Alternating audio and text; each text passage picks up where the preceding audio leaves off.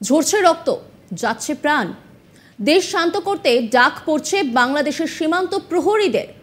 ঢাকা শহরে অস্ত্র হাতে নিয়ে দাঁড়িয়ে সেনা, বিদ্রোহ দেখলেই গুলিতে ঝাঁঝরা করে দিতে পারে।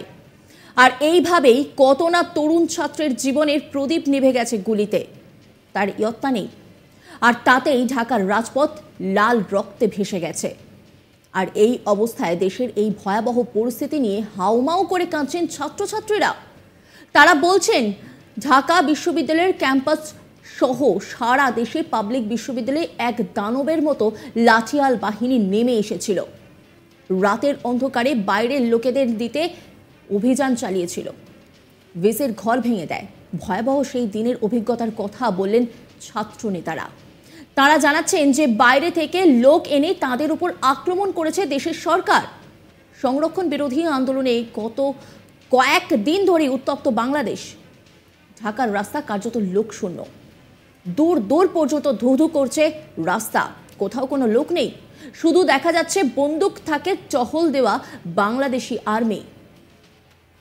হিংসা ঠেকাতে হাজার হাজার সেনা নেমেছে ঢাকার রাস্তায়, যাদের প্রত্যেকের হাতে বন্দুক।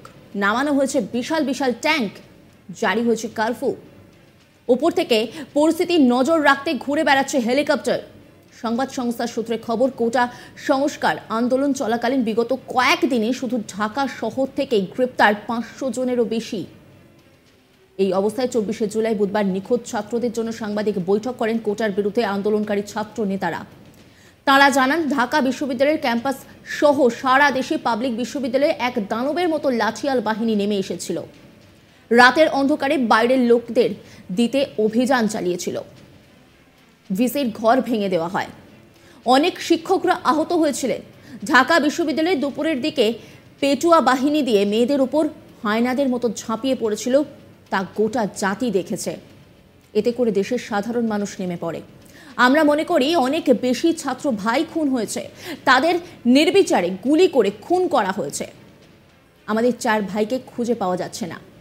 আমরা প্রধানমন্ত্রীর কাছে প্রশ্ন রাখছি। আমরা প্রশ্ন করতে চাই, কেন ছাত্রদের সঙ্গে বসে এর সমাধান করা হলো না। ছাত্রনেতা তিনি কি বলছেন, শোনাব আপনাদের। বাংলাদেশ ছাত্রলীগের সভাপতি সাধারণ সম্পাদক মধুর ক্যান্টিনে সংবাদ সম্মেলন করে হুমকি ধমকি দিচ্ছেন এই আন্দোলনকে দমন করবেন। বাংলাদেশ আওয়ামী লীগের সেক্রেটারি জেনারেল এবং সড়ক ও সেতু মন্ত্রী ওবায়দুল কাদের সাহেব বলেছিলেন যে এই আন্দোলন দমন করার দায়িত্ব ছাত্রলীগের। আমি কোট করছি না, উনি এভাবে কথাটি বলেছিলেন, আপনারা মিডিয়ায় প্রচার করেছিলেন।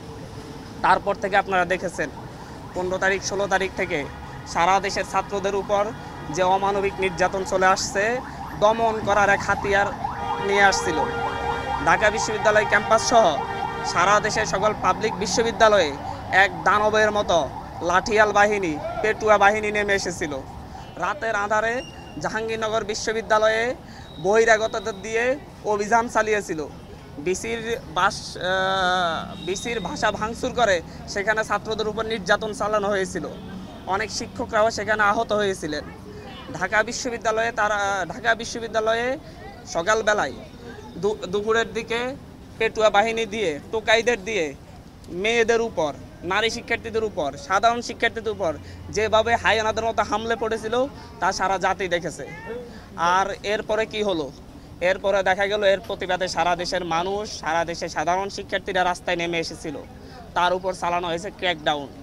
সেখানে ক্র্যাকডাউন চালিয়ে প্রায় আমরা এখন পর্যন্ত, যেহেতু আমরা অনলাইনের সাথে যুক্ত নয়, মিডিয়ার মাধ্যমে যেটা পাচ্ছি, সেখানে কোনো মিডিয়ায় বলা হচ্ছে যে 2 শতাধিক, কোনো মিডিয়ায় বলা হচ্ছে 3 শতাধিক। আমরা মনে করি এর চাইতে বেশি সংখ্যক আমাদের ছাত্র ভাইয়েরা খুনের শিকার হয়েছে। তাদেরকে রাস্তায় নির্বিচারে গুলি করে খুন করা হয়েছে। প্রকাশ্যে আপনারা দেখেছেন আমাদের ভাইদেরকে উপর থেকে হেলিকপ্টার দিয়ে গুলি করে হত্যা করা হচ্ছে।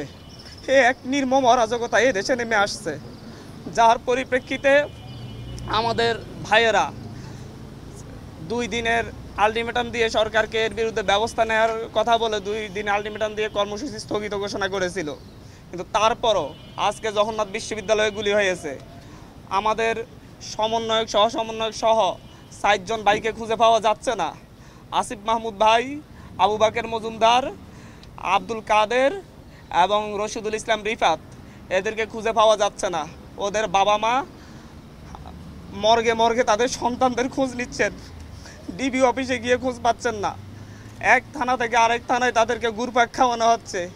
এ কোন স্বাধীন সভ্য রাষ্ট্রে আমরা বসবাস করতেছি? আমরা এই জাতির কাছে প্রশ্ন রাখছি, আমরা প্রধানমন্ত্রীর কাছে প্রশ্ন রাখছি। ৭১ কি ৩০ লক্ষ শহীদেরা রক্ত দিয়ে আমাদেরকে এরকম একটা রাষ্ট্র উপহার দেওয়ার জন্য রক্ত দিয়েছিলেন।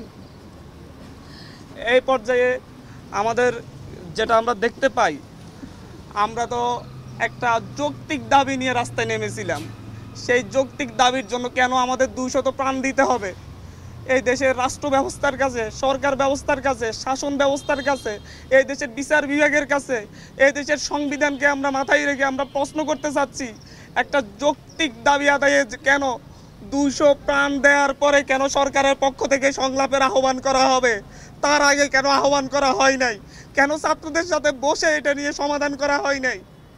প্রত্যেকটা ক্ষেত্রে দমনের সিদ্ধান্ত কেন নিতে হবে একটি রাষ্ট্রকে?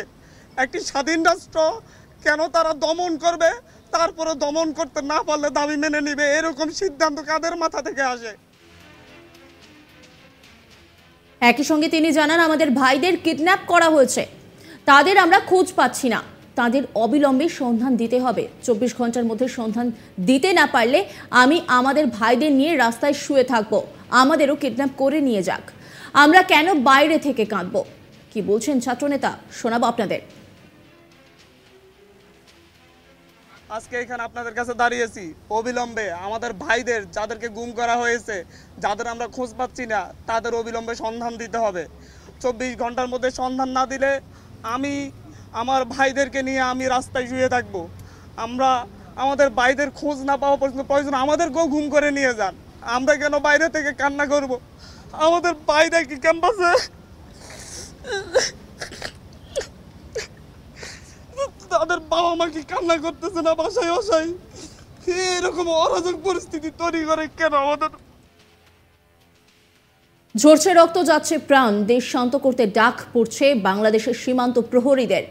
ঢাকা শহরে অস্ত্র হাতে নিয়ে দাঁড়িয়ে সেনা, বিদ্রোহ দেখলেই গুলিতে ঝাঁঝরা করে দিতে পারে। আর এইভাবেই কত না তরুণ ছাত্রের জীবনের প্রদীপ নিভে গেছে গুলিতে, তার ইয়ত্তা নেই। আর তাতেই ঢাকার রাজপথ লাল রক্তে ভেসে গেছে। আর এই অবস্থায় দেশের এই ভয়াবহ পরিস্থিতি নিয়ে হাউমাউ করে কাঁদছেন ছাত্রছাত্রীরা। তারা বলছেন, ঢাকা বিশ্ববিদ্যালয়ের ক্যাম্পাস সহ সারা দেশে পাবলিক বিশ্ববিদ্যালয়ে এক দানবের মতো লাঠিয়াল বাহিনী নেমে এসেছিল।